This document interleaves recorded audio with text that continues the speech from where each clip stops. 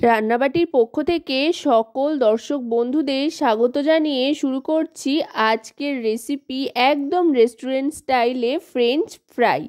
এখন আর কিন্তু বাইরে যেতে হবে না বা অর্ডার করে খেতেও হবে না ফ্রেঞ্চ ফ্রাই। বাড়িতেই চটপট বানিয়ে নিতে পারবেন যে কোনো সময় খুব সহজে। এর জন্য প্রথমেই দুটো আলু খোসা ছাড়িয়ে নিয়েছি। আলুগুলো অবশ্যই একটু বড় সাইজের, একটু লম্বাটে ধরনের হতে হবে। সেই আলুগুলো খোসা ছাড়িয়ে এভাবে লম্বা লম্বা করে কেটে নিতে হবে। কেটে নেওয়ার পর একটা বড় পাত্র নিয়ে নিয়েছি, তাতে বেশ খানিকটা পরিমাণে জল দিয়ে দিচ্ছি গ্যাস ওভেনে বসিয়ে।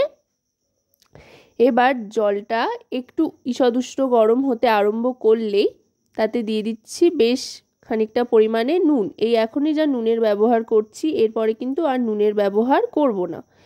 এই নুন জলের মধ্যে আলুটা দিয়ে দেব ভাপানোর জন্য। সেদ্ধ করবার কিন্তু প্রয়োজন নেই, ভাপিয়ে নিতে হবে। মানে 1/4 ভাগ মতো ফুটিয়ে নেব আর কি আলুটাকে। একেবারে কিন্তু নরম করে সেদ্ধ করলে ফ্রেঞ্চ ফ্রাই ঠিকঠাক তৈরি হবে না। তাই যখনই দেখব যে একটু নরম হয়ে এসছে আলুগুলো, তখনই কিন্তু জল ঝরিয়ে তুলে নেব। জল ঝরিয়ে ছান্তার সাহায্যে সমস্ত আলু স্লাইসগুলো তুলে নিচ্ছি।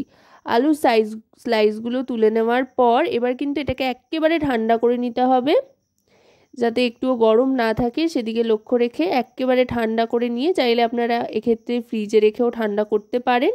একটু রুম টেম্পারেচারে আসলে ফ্রিজে রেখে আবার নর্মাল টেম্পারেচারে রেখেও ঠান্ডা করতে পারেন। করে তারপরে এতে দিয়ে দেব কর্নফ্লাওয়ার। এখানে সম পরিমাণে আমি কর্নফ্লাওয়ার আর ময়দা ব্যবহার করছি, দুটোই 1 টেবিল চামচ করে নিয়ে নিলাম। আর নুন এখানে আর ব্যবহার করব না। এবার দিয়ে দিচ্ছি সামান্য একটু কাশ্মীরি রেড চিলি পাউডার, এতে সুন্দর একটা ফ্লেভার আসবে, রঙও আসবে। আর দিয়ে দিচ্ছি 1 চামচ মতো জল। 1 চামচ জলই কিন্তু ব্যবহার করবেন, খুব বেশি প্রয়োজন হলে 2 চামচ জল, তার বেশি জল কিন্তু ব্যবহার করার কোনো প্রয়োজন নেই। এবার ভালো করে কর্নফ্লাওয়ার আর ময়দার গুঁড়োর সাথে এই আলু স্লাইসগুলোকে মাখিয়ে নিতে হবে। মাখিয়ে নিয়ে তারপরে সাদা তেল গরম করে তাতে এক এক করে ছেড়ে দিতে হবে।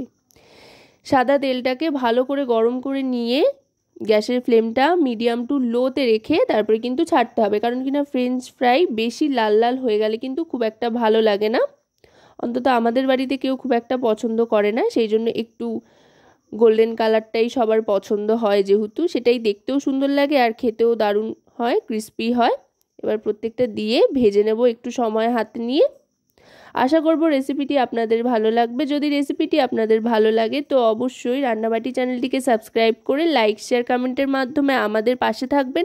আর যদি রেসিপিটি আপনারা আমাদের ফেসবুক পেজ থেকে দেখেন তো অবশ্যই রান্নাবাটি ফেসবুক পেজটিকে ফলো করার অনুরোধ রইল। দেখুন কথায় কথায় কিন্তু চটপট ভাজা হয়ে গিয়েছে। রঙটা কিন্তু ঠিক এরকম আসলেই ফ্রেঞ্চ ফ্রাই একদম পারফেক্ট তৈরি হয়।